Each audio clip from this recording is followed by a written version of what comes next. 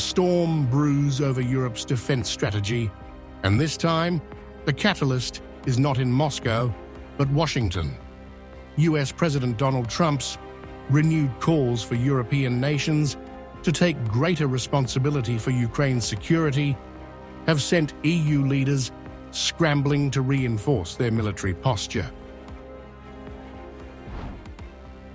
Poland is at the forefront, turning civilian airports into military assets, while Brussels moves closer to seizing frozen Russian funds. Polish Prime Minister Donald Tusk, speaking alongside European Council President Antonio Costa in Warsaw, hinted at a high-stakes meeting in London over the weekend. Details will be announced on March 6th.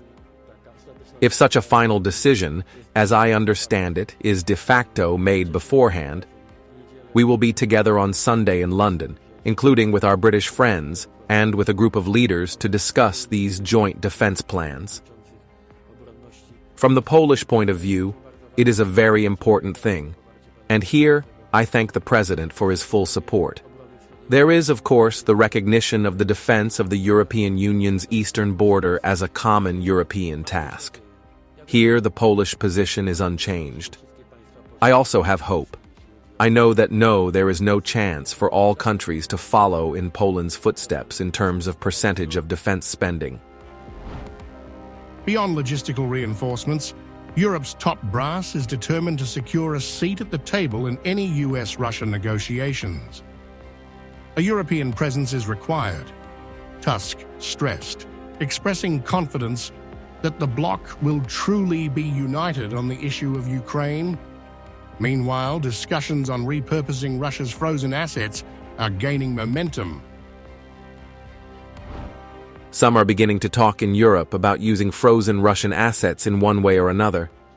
This shows that this security became a real priority for the entire European Union, including the financing of security-related expenses. The vote in the United Nations showed that Europe is practically united, with one exception, when it comes to Ukraine. There is no surprise here.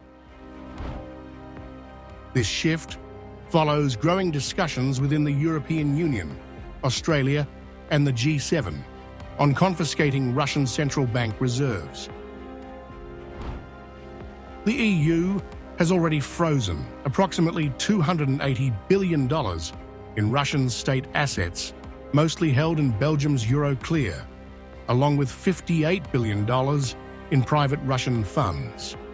If Moscow refuses to compensate for war damages, Western leaders may move toward permanent seizure. Meanwhile, Poland is reinforcing its own defense infrastructure. On February 25, Polish Defense Minister Władysław Kosiniak-Kamysz announced that all civilian airports must be modernized for military use. As reported by Polish radio, these sites will be converted into transport hubs, evacuation points, cargo terminals, or aid distribution centers. Positioned on NATO's eastern flank, Poland has significantly expanded its defense spending since Russia's full-scale invasion of Ukraine. On January 15, Tusk called on NATO allies to increase their military budgets, arguing that if all European members matched Poland's expenditures, the alliance's defense capacity would be 10 times that of Russia's. As Europe accelerates its military build-up, a new reality is taking shape, one where Washington's grip on the West's security umbrella is loosening. With Russian assets in limbo and transatlantic unity in question, the EU is being forced to act before fractures turn into fault lines.